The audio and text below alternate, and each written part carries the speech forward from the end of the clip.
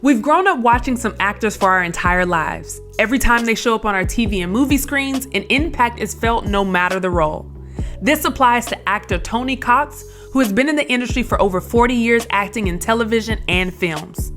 Tony Cox's resume includes Friday, Me, Myself, and Irene, and Bad Santa.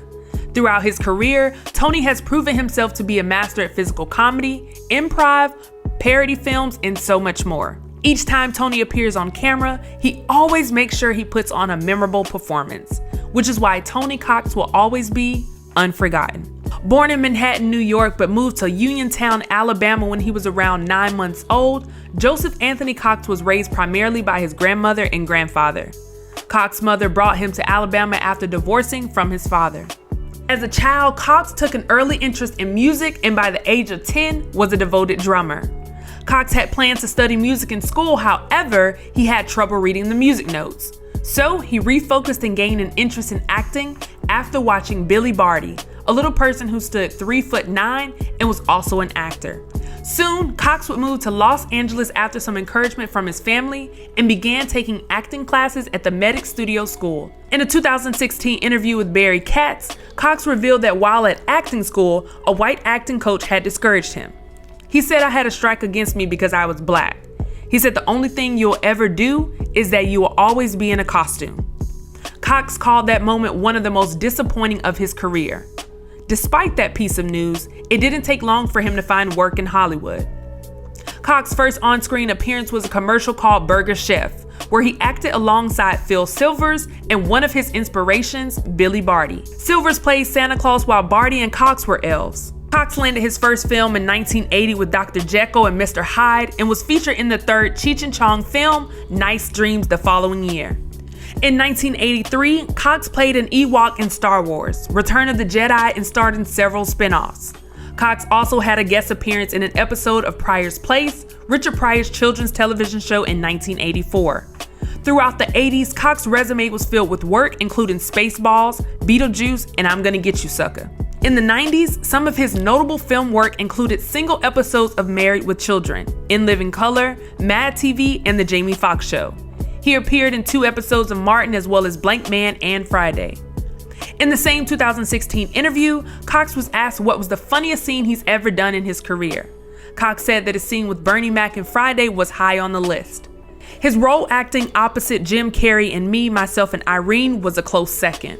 After several scenes stealing roles, Cox's big break would come when it came time for Bad Santa, where the role of Marcus Skidmore was available for a little person.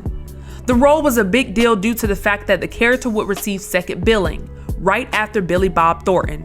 Roles like this are far and few in between for little people. Cox went in to read for Bad Santa. Cox walked in and asked the director if he could try something different in his audition. He let the director know that if he didn't like what he was doing, he could read the role the same way the other actors had been. The director gave Cox a shot and he surpassed all expectations by using improv and ad-libs. As Cox got to work, the director was laughing so hard, he had tears coming down from his eyes. He stopped Cox in the middle of his performance and said, "That was good, but I've got some good news and bad news. The good news is no one has come in here and read the part like that. That was really good. The bad news is that the role was not written for an African American. It was written for a Caucasian." Cox said that hearing that statement made his heart sink. The director told Cox that he was going to have to rethink his decision and eventually brought Cox back for an additional 8 times. On one of his callbacks, Cox revealed that one of the producers told the director that Cox would not get the role of Marcus. In the next round of auditions, Cox was told by his agent that he would not have to read for the role again. They were just bringing him in to see his chemistry with the rest of the cast. As Cox went in for the next audition, he saw another little person studying the script. This prompted Cox to call his agent and ask if they were sure he didn't have to read any lines, and he reassured him that he did not. When Cox was called to the back of the room to audition again, he was asked if he was ready to read. Cox told the producers that his agent told him he didn't have to read, which caused confusion. Cox believes that the original producer who didn't want him in the film set him up. He revealed that the only people who wanted him in Bad Santa were the director and Billy Bob Thornton. After the film star Billy Bob Thornton found out that one of the producers wanted to go with someone else for the role, he fought for Cox to be in the picture. The role of Marcus in Bad Santa made Tony a household name after the film grossed over $76 million on a $23 million budget. After the success of Bad Santa, Cox made the decision that he's not going to read and audition for roles anymore. Cox's reasoning behind it was because at that point, he had been in the business for nearly 25 years, and everyone knows what they're getting when they ask for Tony Cox. It was this, in addition to the fact that there's not many roles for little people.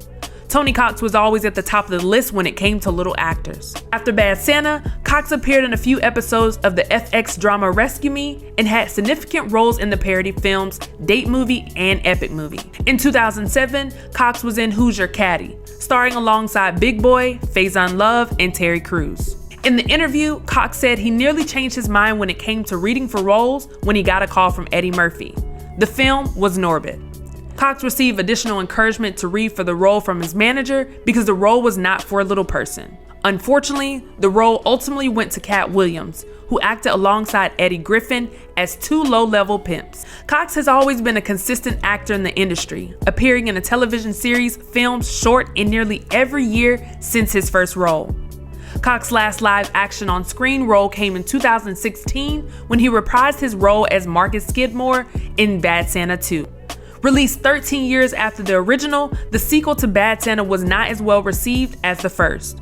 It was met with mostly negative reviews and only made $24.1 million at the box office with a $26 million budget, making it a loss.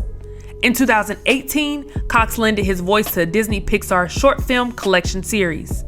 The 2018 project was Cox's last credited role, according to IMDb. The website doesn't show that Cox is currently working on anything as of now, and it's unclear if Cox has officially retired from acting. He is currently 64 years old. In his free time, Cox enjoys playing basketball with his Little League. He's also played in a few leagues, one called the Hollywood Shorties, similar to the Harlem Globetrotters.